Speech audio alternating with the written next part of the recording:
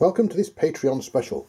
This is a behind the scenes look at how I'm going to set up, test and review the Timex 2048 personal computer, which is a 48K Spectrum clone from Portugal. So the first thing, you probably saw me unboxing things in a previous Patreon video, but I'm going to go through a few more things. Nice logo embossed on the polystyrene. Got the machine itself, which we've had a good look at previously. It's from Portugal. It's got a non-standard, a non-UK plug. Now I'm hoping that's just going to plug into an adapter without any problems, because looking at the power supply, it works on 220 volts, so we should be okay with that. And the guarantee, 1987, 23rd of December 1987, when it was purchased. There's a nice instruction manual. There's also a demonstration tape. I wonder if that's like Horizons. We shall see if I can get on a digital copy of that. Get that put on and see what that looks like. That'll be interesting. And then this software, this game, World Series Baseball and Strip Poker. Okay, let's try and get this thing set up then.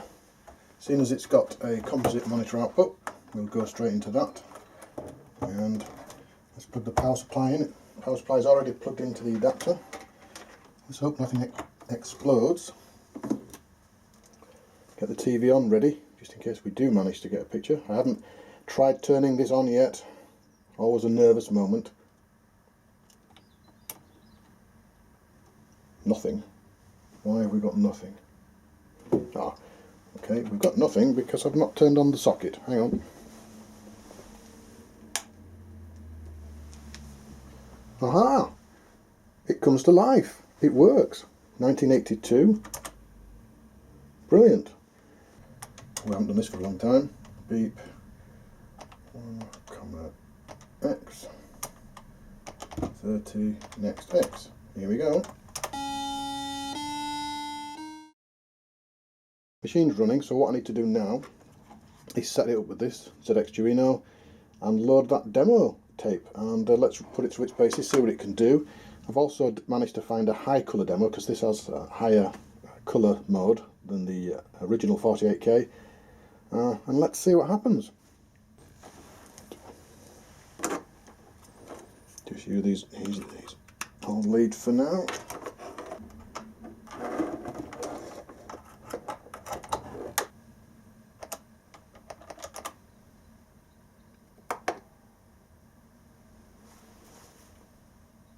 Well, it's loading, I think. Yep. Very quietly. What I'm actually loading is the digital version of this tape, which is the Timex 2048 demonstration. We now have a picture on screen, and it's still loading. Interesting that there are no, you can't hear the audio as it loads. I've probably plugged the sockets into the wrong thing. Okay, at least it's loading, that's a start. Obviously, now that it's working, I've now got to plan the photography and the video. I'll have to tidy up this bit here, get all the leads tidied up properly, get the power out of the way, get that sorted out. Maybe even take off that 2-pin adapter and put a 3-pin plug on it, just to make it easy to plug in without an adapter. Then I'm going to have to start taking some videos, some close-up shots with the 4K camera and some photographs, as I said. Ready for the actual review. Then I've got to load several games, see if there's any incompatibilities, see if they all work, and then test out the new modes that this machine's got. There is some software on the SD card on here which displays the high res mode and shows off that, and I shall be able to find some more, I think, looking online. So this is probably a start of, most likely be the longest review I've done in terms of preparation, setting up, photography, video, writing the script. Oh, I was just about to sit down and read the manual, or try and read it, or make sense of the pictures, and it's finished. So I don't know what any of that means. It's telling you there's a CPU, a ULA. Don't know how to continue. Okay, I got fed up with that. That was taking too long. I just wanted to see the extra colour mode, so I'm going to try and load this high colour demo. Oh, that's not the right one, is it? Oh, here we go.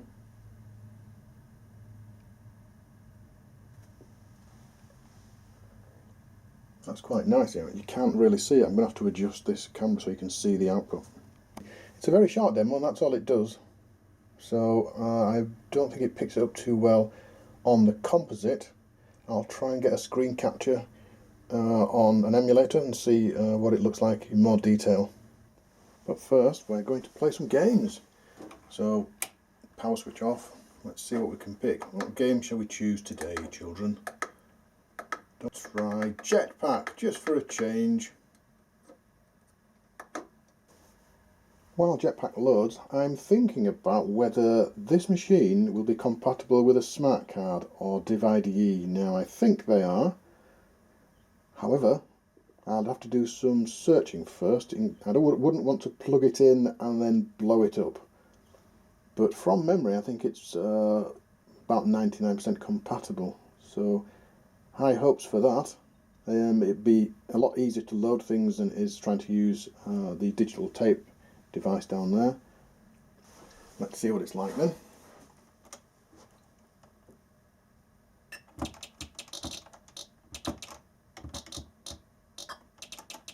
Well, it's Jetpack. Might need the monitor's colours adjusting slightly, or the TV's colours adjusting slightly, just to see if we can get an idea of the sound of these these keys.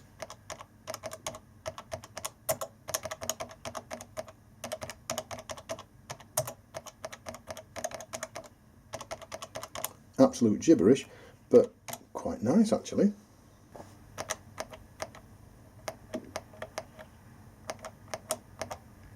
Okay, I'm being brave. I've plugged in the smart card. I'm going to see what happens. Ah, didn't like that very much, did it? Try again. No. Right, that's that one not working then. Okay, I'm going to have to stick to the PGX Duino to load software by the looks of it. Bit of a shame, never mind. Well, I think for today I'm going to pack it in. Even though this video may be about 2 or 3 minutes long, maybe a bit longer. About 4 hours has passed since I started. So we know it's working, that's good. I've got to go back to house number 1, get the photographic backdrops to do the photographs. Also get the cassette player, which I've inconveniently left there because I need to bring that back so I can try this tape and see what it is. I can't find any reference to any of these games being used for the Timex models, but you never know, well, that mystery will be solved shortly. So for now I have to pack it all up and then start again with the photography and testing of tapes and some more games.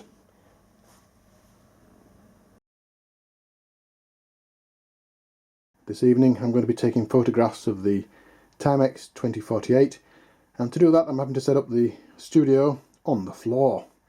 So we have the camera, the stills camera here, with the backdrop and the light. May have to adjust that somewhat, and I've got to take the unit out of the box and take photographs from lots of different angles. First shot, just a standard external box shot. Just to get a shot of the back of it. Make sure the unit itself is nice and clean. Might have to adjust the light a bit more from a different angle, but give it a try. This is not the perfect angle. I am laid flat on the floor with the lighting slightly higher, trying to get Some interesting angle shots, and I'll need to take the picture, a picture of the back to show the ports on it. So I'll have to move this around.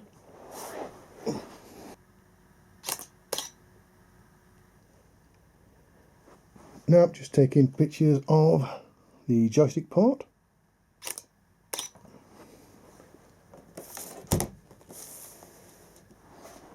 And obviously the on-off switch. And then we're going to do a sort of shot with manuals and tapes.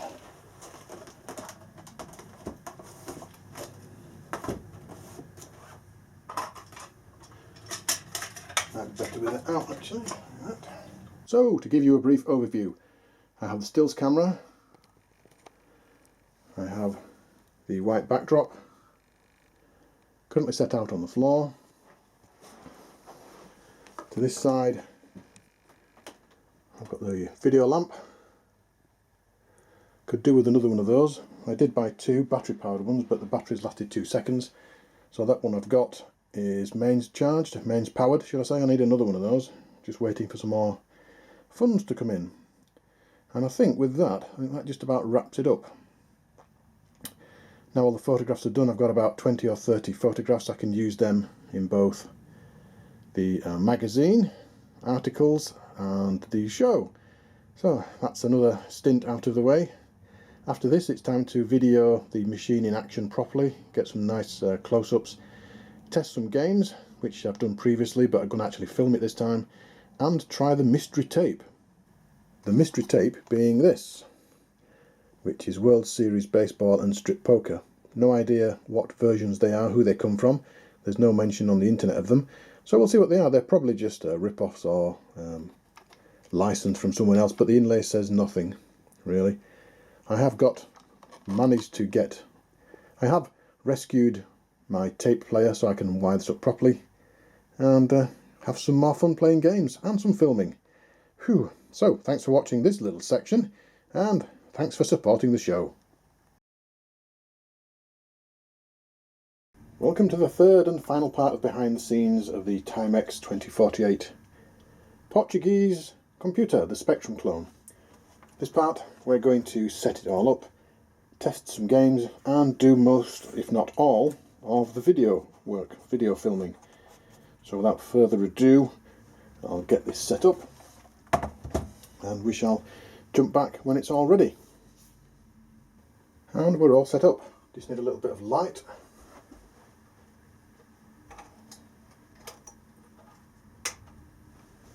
It should help. And now I can start filming from just a little bit behind this camera that I'm using here.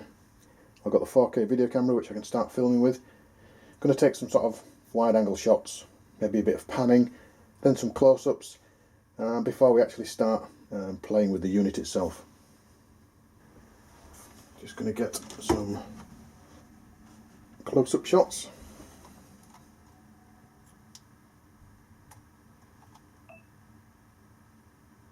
See if I can get the logo in. I'll have to turn that around a little bit.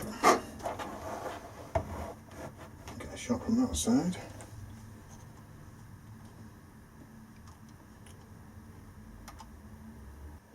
Now I'm going to try and film just myself typing and hopefully get the sound of the keys on there.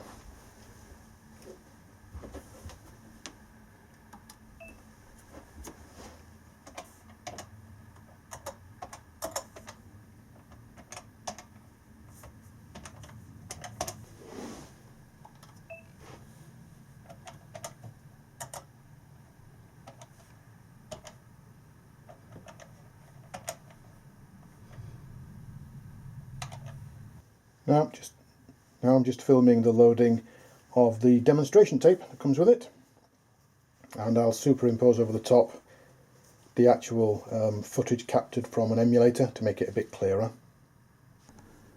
Oh yes, Jetpack is loading. What other game would I test on this lovely machine? And now to start playing Jetpack. Just set up the 4K camera. Off we go.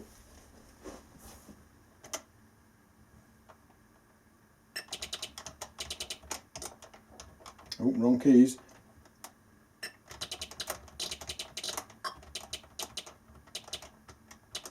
As Cybernoid loads, as a demonstration, I'm just having a think about this. Now, if you remember earlier, I tried my smart card and the Timex didn't like it. However, this is a Div IDE 2K and the website claims it will work with clones. So I might give this a try, because it's a real pain having to load games the old-fashioned way, and yes, it's retro, and yes, it's how it should be done, but it takes forever and I haven't got forever. So the next thing I might try and do is put this in, and hopefully it doesn't blow anything up. Okay, it's time to play some Cybernoid. Sorry about the pole in the way. I have to get in between the pole and the 4K video camera which is there to be able to actually play the game and film it at the same time. So I do apologise for that.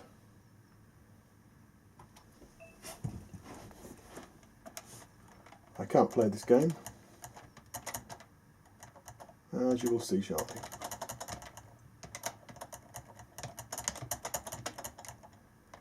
Yep, excellent. Okay, I'm going to be brave and try and fit the div into this, the ID into this.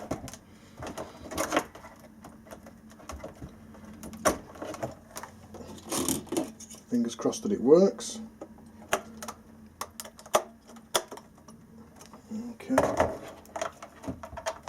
that's in. Power's in.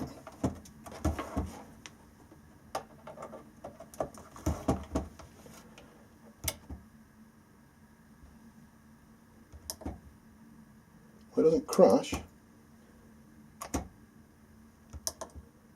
It doesn't recognise the Div IDE. Okay.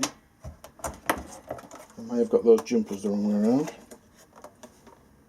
Okay, second attempt. Ah, it's picked up the Div IDE. Does it work? Interesting, okay. This may make testing a whole lot easier. Let's try Batman. Don't want any trainer. Ah, okay, is it working? Ah, no, reboots. Obviously didn't like Batman. Let's try... what shall we try? Buck Rogers, even. Let's see what happens with that. It doesn't seem to be happy.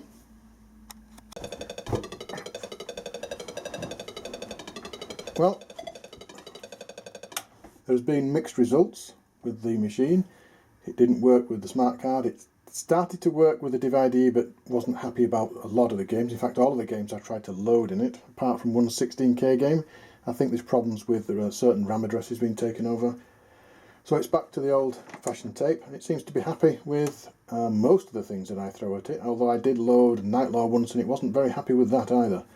So I'm going to keep it on going through, and I need to load and film about 3 or 4 more games, just so we can get a feel for the machine and how it sounds and how it looks.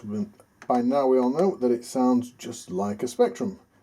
So I'm just doing this as sort of video to put in the background of me rabbiting on about the machine and how I like it. However, I don't like it as much as I did before because of the incompatibility with things like the Div IDE. Anyway, let's move forward and let's play some more games. This game should be an interesting test. It's Aquaplane and it uses a split border effect. So let's see whether that works on the Timex model as well. And here is your answer.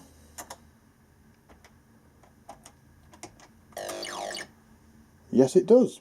You can see the border ends here, the screen ends here, and that's the border, so it's handling the border split quite nicely. So I'm going to film that and use that as an example game. Well, that I think wraps up the last bit of filming.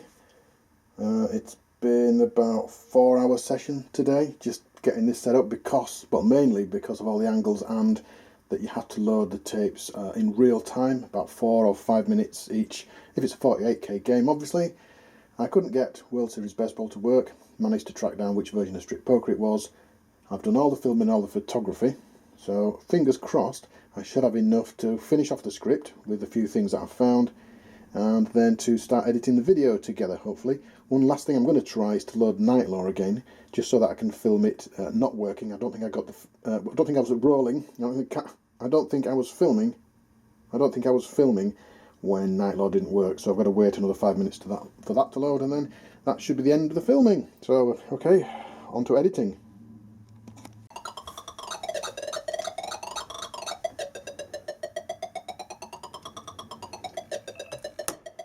And that's the filming of Nightlaw not working. Marvellous.